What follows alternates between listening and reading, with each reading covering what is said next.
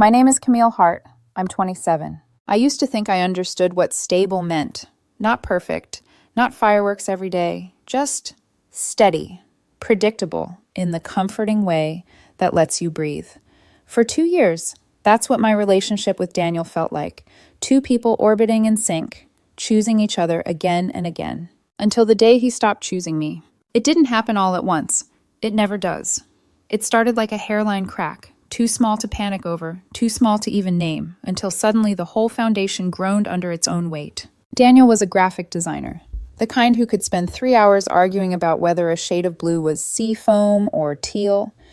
We'd met at a rooftop barbecue hosted by mutual friends. Him by the drink cooler, me on a mission to pretend the burned chicken skewers were edible. That night we talked for 3 straight hours about everything and nothing. Bad reality TV, why he refused to eat pancakes without whipped cream, whether pigeons were secretly government drones. We slipped into this rhythm together. Sunday brunches, Wednesday movie nights, splitting time between his apartment with the good TV and mine with the better kitchen. His parents' lake house became our escape. Every detail of our life together felt like a soft place to land. And then the small changes started. He began working late more often, a lot more. First it was once a week, then twice, then almost every night. Deadline, he'd text. Client emergency. Can't tonight, babe. Rain check? He'd respond slower. He'd cancel plans last minute. He'd ask for alone time more frequently. Each isolated moment made sense. Creative work could be chaotic, but strung together, they painted a picture I refused to look at. When I brought it up, gently, worried he was burning himself out, Daniel would force a smile and say, "Just stressed." So I tried harder. I checked in more, I reached out more, and every time he retreated further. One night I snapped a little, not in anger, just in fear. "Daniel, we haven't spent real time together in weeks. I feel like I'm trying to hold on to smoke." He set his laptop down, took this long breath, like he was about to deliver a speech he'd rehearsed. "You're a lot lately, Camille." My stomach dropped. "A lot how?" "The constant texts, the asking when we'll meet, the check-ins. It's too much." He rubbed the bridge of his nose. "I need space. I need breathing room." I tried so hard not to cry right there. "I'm your girlfriend, Daniel. I'm trying to understand you." "From now on," he cut in, "I'll decide when we meet. Stop pressuring me. I'll reach out when I'm ready." There were 1,000 things I should have said. Healthy things, boundary things, self-respect things. But love makes you stupid. I swallowed everything in my chest and whispered, "Okay." He squeezed my hand like he was doing me a kindness, then went back to his laptop. The Thai food I'd brought sat untouched for hours. For the next 2 weeks, I lived inside silence. No good morning texts, no memes, no thinking of you, nothing. I worked, pretended I was okay, stared at my phone like it owed me answers. I tried not to check his social media, but of course I did. He looked fine, better than fine. Pictures of latte art, city sunsets. Sometimes you just need to breathe. Apparently I was the suffocation. On day 14, just as I was choosing between cereal or takeout for dinner, a knock came at my apartment door. Soft, hesitant, familiar. My heart sprinted. I looked through the peephole. Daniel. He looked wrecked. Red eyes, messy hair, wearing the hoodie of mine he always stole on cold nights. I opened the door without thinking. "Can I come in?" he asked, voice barely holding itself together. I stepped aside. He walked straight to the kitchen counter and set down a white CVS bag with trembling hands. Something inside me broke open. "What's going on, Daniel?" He swallowed hard. "Camille, I'm pregnant." Everything around me blurred out. The fridge hummed. A car passed outside. My heartbeat thundered in my ears. But all I heard was the word that didn't make sense. What?" He opened the bag, pulled out 3 pregnancy tests. All positive. "I took 3, he whispered. I didn't know who else to tell." I stared at him, at the tests, at the man I'd loved for 2 years. "Daniel," I said slowly, "we haven't been together in over a month." His eyes dropped to the floor. I know. Silence expanded between us, thick and suffocating. I forced the question out even though I already knew. "Whose is it?" He started to cry, shoulders shaking, hands covering his face. "Her name is Brianna," he choked. "We worked together on a campaign in January. It was supposed to be nothing, just once after drinks. I didn't mean for anything to—" "Stop," he froze. "Just stop." The calm in my voice scared even me. The kind of stillness that comes right before something inside you snaps completely. So this whole space thing, I said, the canceled plans, the late nights, the "I'll decide when we meet" speech, that was all to keep your affair convenient? It's not like that. It's exactly like that. He tried reaching for me. I stepped back like his touch would burn me alive. Camille, please, I'm so confused. I didn't plan any of this. I needed time to think. I didn't want to hurt you. Then you shouldn't have cheated on me. My voice finally cracked, loud enough to shake the room. You don't get to betray me and then ask for compassion. He crumbled right there. I'm sorry. God, I'm so sorry. I didn't know how to tell you. I walked to the door, opened it, and pointed outside. Get out. He blinked like he misheard. Camille, take your tests. Take your confession. Take every lie you told me the past 3 months and get out. He looked like he wanted to argue or explain or beg, but I shut the door before he could form the words. Locked it. Pressed my forehead against the wood and let the silence swallow me whole. I didn't sleep that night. My brain replayed every moment, every excuse, every deadline that now had a name, Brianna. At sunrise, one fact settled into place with chilling clarity. Daniel wasn't just hiding an affair. There was more. Something he didn't say, something he was terrified of. And I was finally ready to find out what it was. I woke up the next morning with that strange, hollow clarity that only arrives after your world has already fallen apart. The kind where the shock burns off and leaves behind something sharper, something that wants answers. And I was done waiting for Daniel to hand me any. So I did the thing everyone tells you not to do after a breakup. I went full detective mode. Not dramatic, not chaotic. Cold, methodical, logical. The way you're supposed to be when you finally realize someone you trusted has been lying for months. I started at the obvious place, his social media. His recent posts were all carefully curated shots. Flat lays of his workspace, out-of-focus city lights, coffees that looked too pretty to drink. But hidden in the background of one post, a gallery opening 2 weeks earlier, was a woman.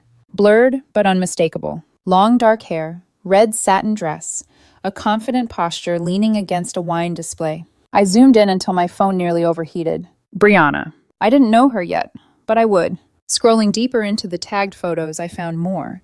Casual snapshots, candid moments, pictures where she wasn't in the center but nearby, always in Daniel's orbit. It was like a ghost haunting the corners of his feed. Then I searched her profile. It was public. Professional photographer, aesthetic reels, moody self-portraits, a bio that read, "Capturing truth through light." The irony did not escape me. As I scrolled, something in the comments of her older posts made me stop.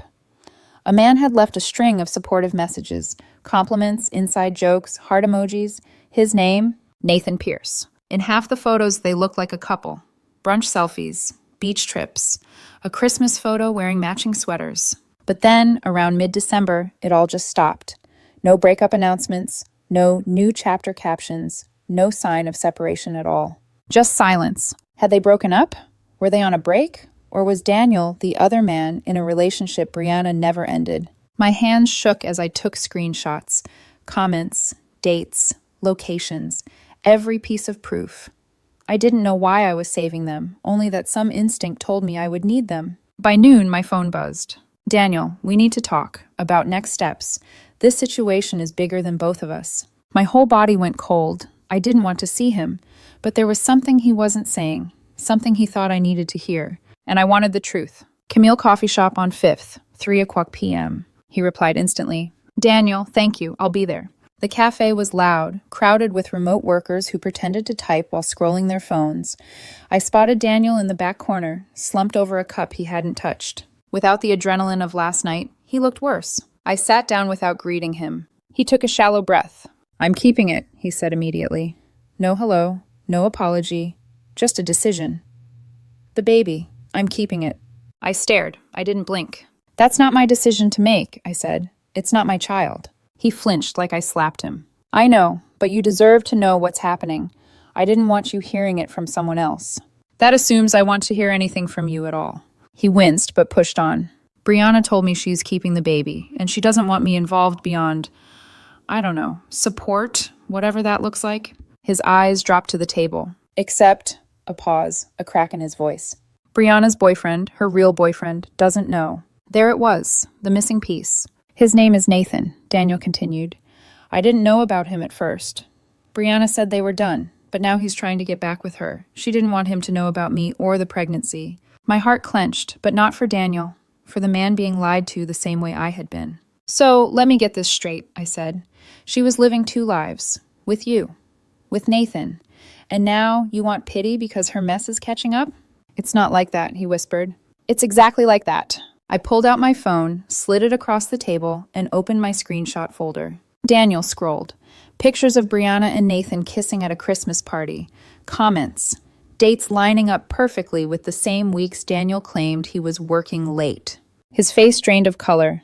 Oh my God, he whispered. She lied to me too. Congratulations, I said coldly. You both betrayed someone who trusted you. At least now you're in good company. He looked like he wanted to argue, or explain, or beg again, but I stood up. I hope you figure out your mess, I said. I really do, because I'm done being in it. I left him sitting there, staring down at proof that he wasn't just a cheater. He was someone else's affair partner. I thought that was the end of it. Until 3 days later, when I woke up to a new message request on Instagram from a man I didn't recognize. Nathan Pierce. Hi. I know this is strange, but I think we need to talk about Brianna and your boyfriend. I have information you might want to hear. My breath caught. Of course this was coming. Two betrayed partners, moving in the same circle of lies. Two people with half a truth and nowhere to put the anger. I typed back before I could overthink it. Where? When? His reply came instantly. Dinner tonight, 7. I'll pick the place. Suddenly, everything sharpened. Every instinct, every breath, every thought. If Daniel and Brianna built their affair on lies, secrets, and careful manipulation, then Nathan and I were about to unravel it one truth at a time. And part of me, dark, tired, wounded, was ready. Nathan chose a casual restaurant downtown.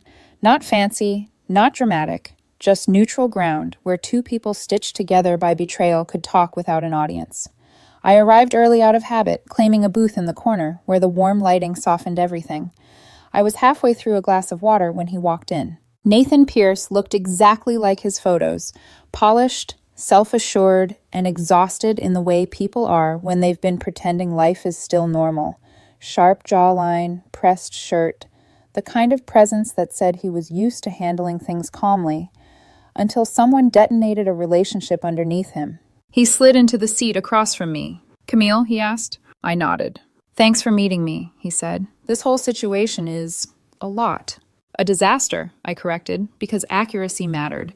Let's call it what it is. He let out a breath that sounded almost like a laugh. Fair enough? We didn't waste time. There was no point. He started with what he knew. They weren't broken up.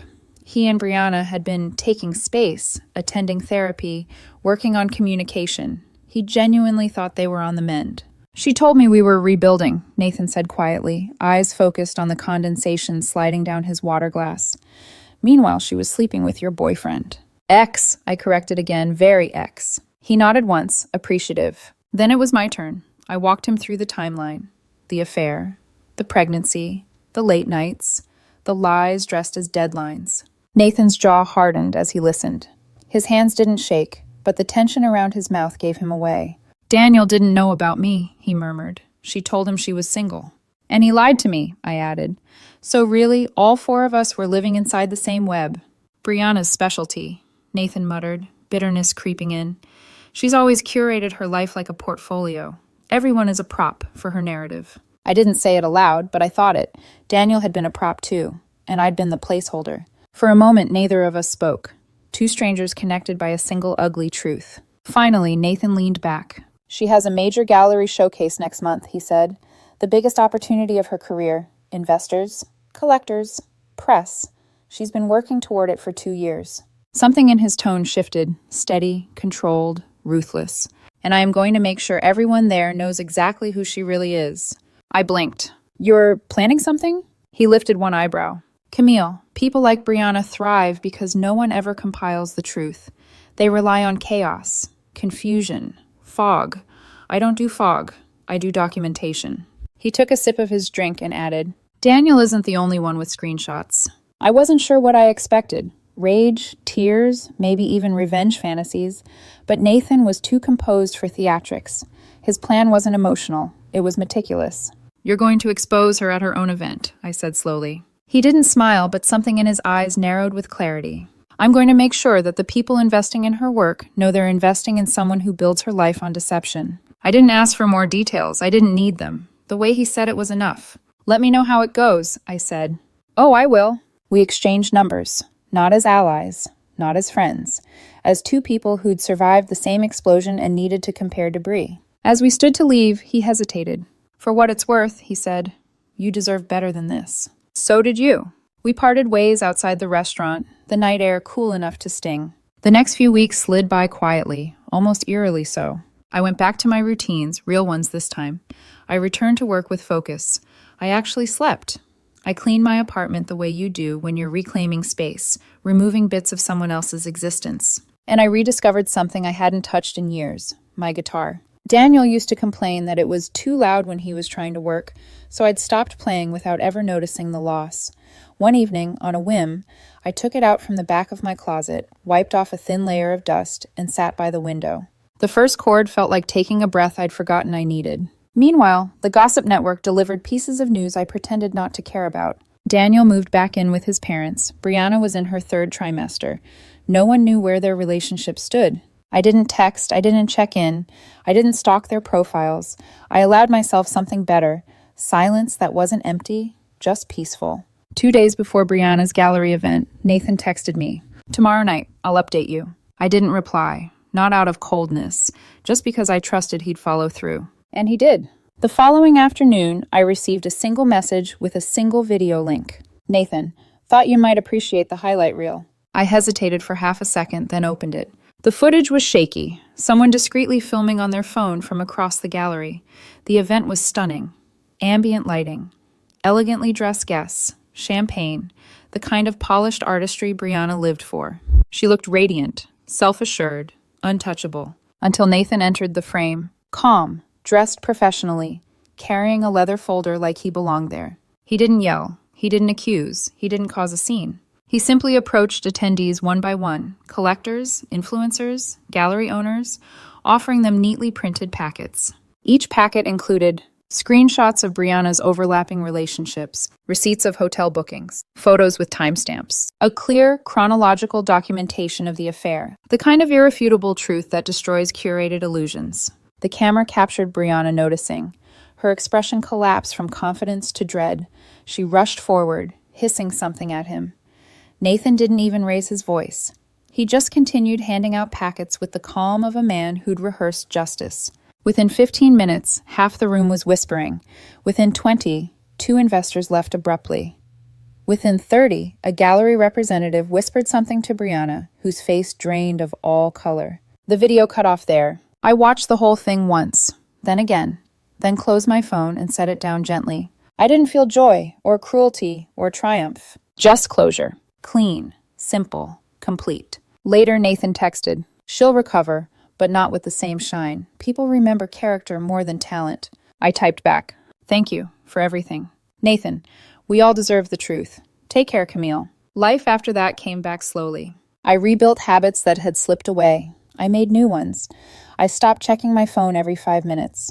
Tyler, my best friend, convinced me to join his weekend hiking group. I started journaling, cooking real meals, sleeping deeply.